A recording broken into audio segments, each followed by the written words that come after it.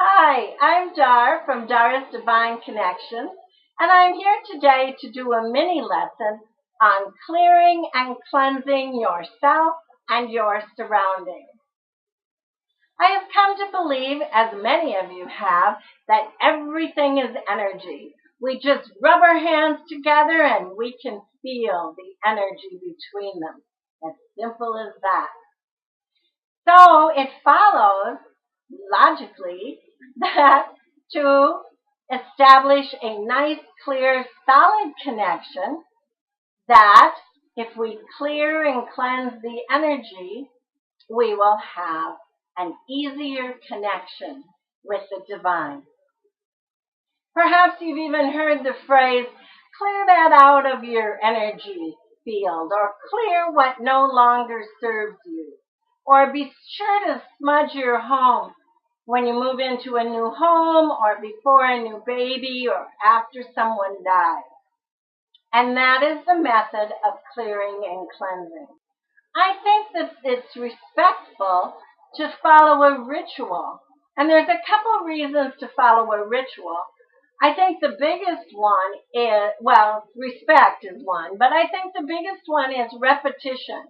If we follow a ritual or a ceremony, we are more likely to repeat it and use it more often. So there are many different methods of doing this, but they've been around for thousands of years.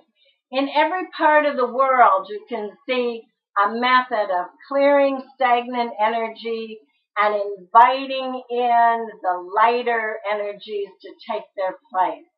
Or just plain to deodorize the place after cooking or an illness or for any other reason. This ancient tradition can easily be applied to your own life with 5 basic steps. The first step is to set the intention. Set the intention that you're going to clear and cleanse, and that your prayers are going to go up, and that the blessings are coming down. If you use smoke, it'll be the smoke will carry the prayers up. If you use another tool, the motion of the tool should be in an upward direction. And then the blessings come down. Isn't that pretty? So the first step then is to set the intention that your prayers will go up and that your blessings will come down. And that's no matter what tools that you choose to use. You might burn sweetgrass, sage, Palo Santo wood, or you could use a modern form of the liquid sacred sage. Whatever you use, the procedure can be the same. So you can begin by offering blessings to the 4 directions. To the east, to the south, to the west, to the north, to Mother Earth, to Father Sky. For a more detailed description, you can watch Opening a Sacred Space, another short video lesson that I've previously completed. So whether you're burning something or whether you're using the liquid sage, or even if you're using a tool like a feather or a sound tool like the chime, you're going to cleanse yourself first.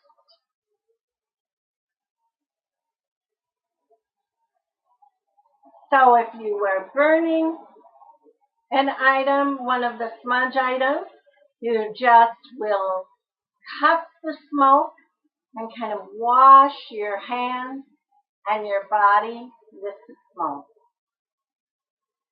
If you're using a tool, like a feather or chime, you can just start at one side and cleanse your body all the way down to the floor.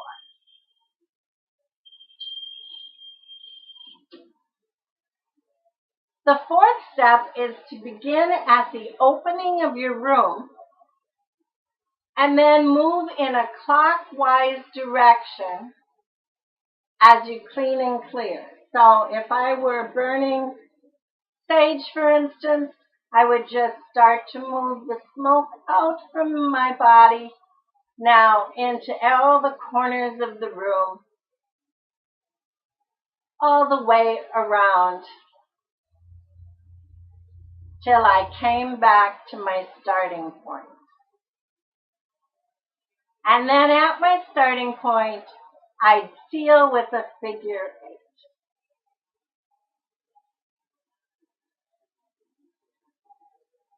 8. If you're using something other than smoke, you might have to do, for instance, I'll even pull out a rattle.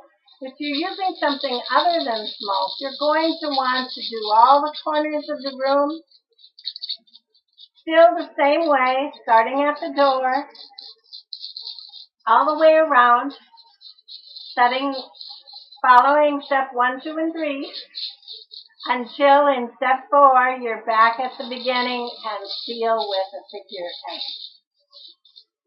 Now, you might be wondering, well, what about the center of the room? Be sure that you're setting your intention to clear the center. And if it makes you feel better, you can start on the outside corners. A lot of people do this.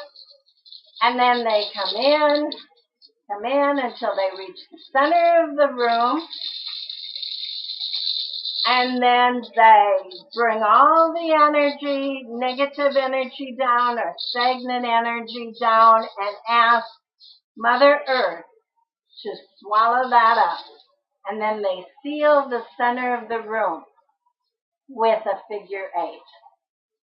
So either way will work.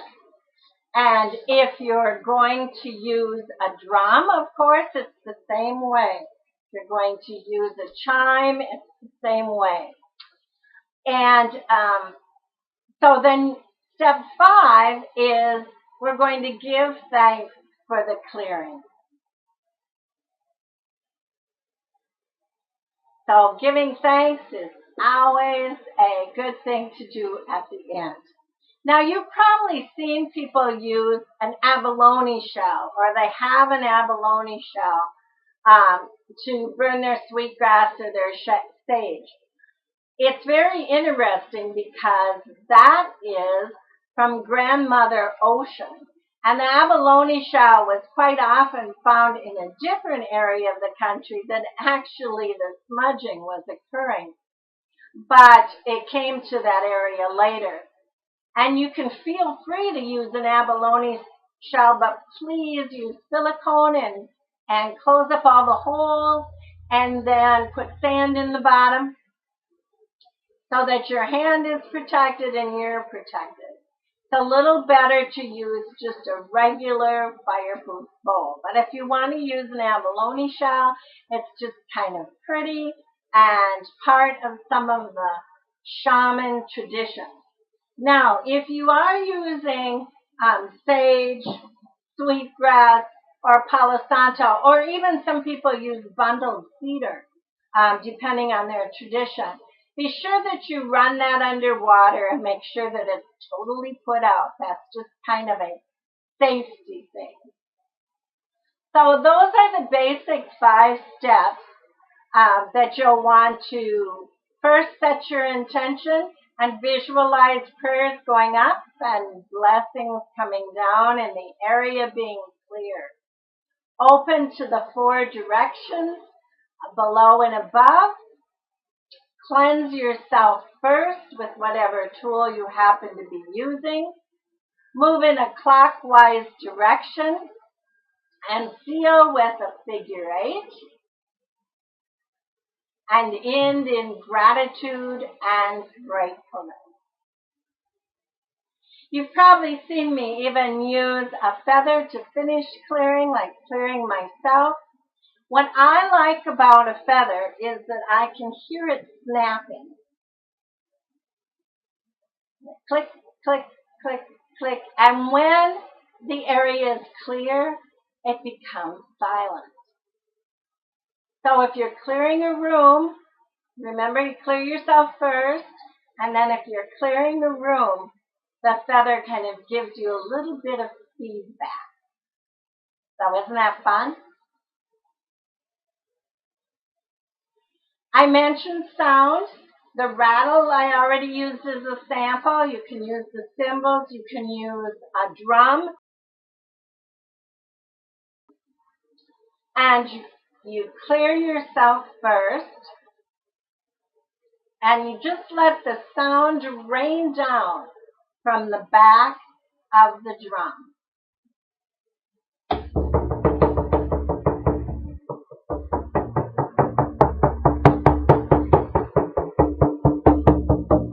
You can probably tell it's easier to clear someone else than it is yourself.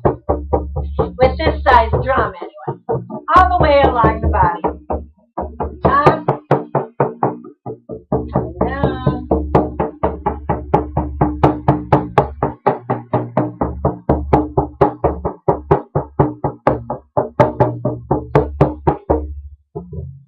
And then proceeding around the room in a clockwise direction.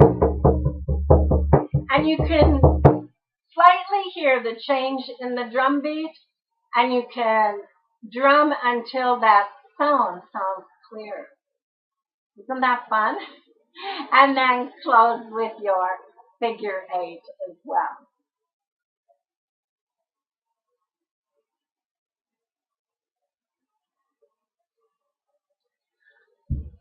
Another tool that is rather fun and slightly different is to use a crystal. And it works fairly well to use a crystal on a chain and just hold it out in front of you. But you want to begin by holding it to your heart. And that's where you can set your intentions. And that is where you can kind of become one with your crystal. Because crystals are very sensitive. And then we're going to thank Mother Earth for this gem or this mineral that you're going to use. And you're also going to hold it out and clear the room in a clockwise direction. Very similar to that are cedar beads. These happen to be the cedar beads of the 4 directions. And again, I can set my intention.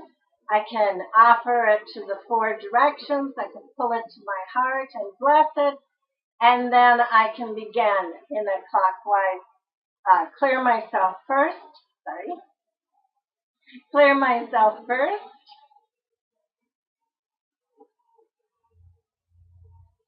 And move in the room in a clockwise direction. What's interesting about the beads is that, similar to the feather, I can see when the area is clear because the beads, when I state my intention to clear and cleanse, while I adjust them, while I state my intention to clear and cleanse, the beads will start to move. And then when that area is clear, they will stop. So what can we do once we've cleared the area with whatever tools we've decided we want to try to use? Because the main thing is 1, 2, and 3. That we are setting our intention, that our prayers will go up and the area will be clear. We're offering gratefulness to the 4 directions above and below. We are cleansing ourselves first. And then the clearing is pretty much the same, whatever tool that you decide to use. And then at the end, the gratitude is always the same. Now, keeping that clear, one very easy method of keeping it clear is bring in fresh cut flowers. I know some women think that, it's kind of frivolous to pick up a bouquet of flowers and bring it into the house, or to go outside and cut flowers and put them in. But really, it is a method of using nature to help clean your area. How wonderful is that? Another method is to use a Himalayan salt lamp. You probably have seen them.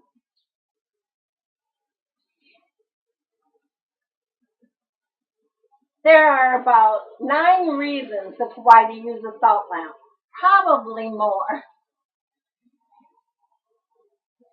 First, you can clean and clear and deodorize the air.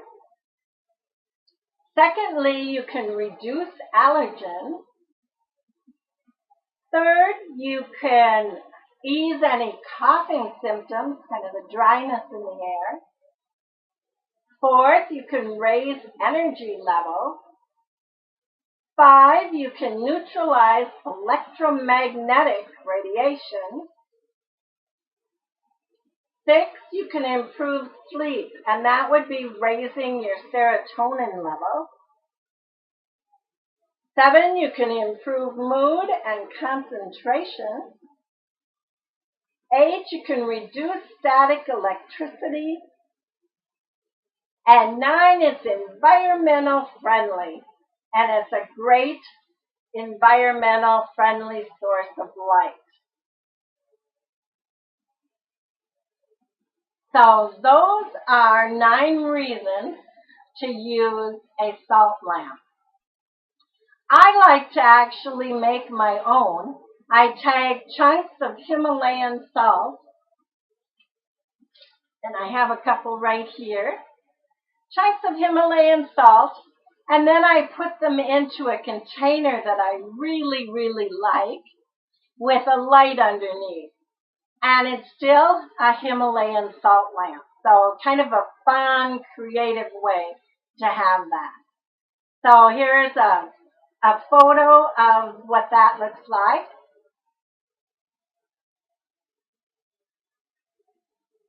Yes, quite a beautiful angel, isn't it? I love that one all lit up. So, fresh cut flowers, using the Himalayan salt lamp. Oh, there are some people that, by the way, use sea salt, of course, to clear themselves, like a saltwater bath. Or they will use a shower and just visualize the blessings coming down and then cleaning away the toxins and having the toxins go down the drain. That's some methods of cleaning oneself. If a room seems to be very stagnant, many people will actually take salt, a regular salt, salt container, and they will spread sea salt or regular salt all over their room, along the edges, following the same 5 steps of our ceremonial clearing. And then, after giving gratitude in the final step, now wait a little while and then vacuum it up. So that is just another method. Those of us who like to use an energy technique, I actually use this technique when we go into a motel room. And I use the same 5 steps pretty much, but I envision a huge fishing net. And I stand by the opening of the room and I cast my net into all the corners. If I know which way is east, I like to do east first with Archangel Raphael and the Great Eagle. And just go around the room with your imaginary fish net, casting it out, and then pulling all the toxic energy away from my body and funneling it down into the earth and asking Mother Earth to recycle that energy and to clean, and of course I ask to clean and clear the space, and then to seal that spot, usually on the carpet in a motel room, with a figure 8. So there you go. There are some ideas now when you hear clear out your energy field or clear out what no longer serves you or be sure to smudge your house. Now you have some ideas. So I will see you on Fridays with our free Friday Facebook card draws. And until then, blessings your way.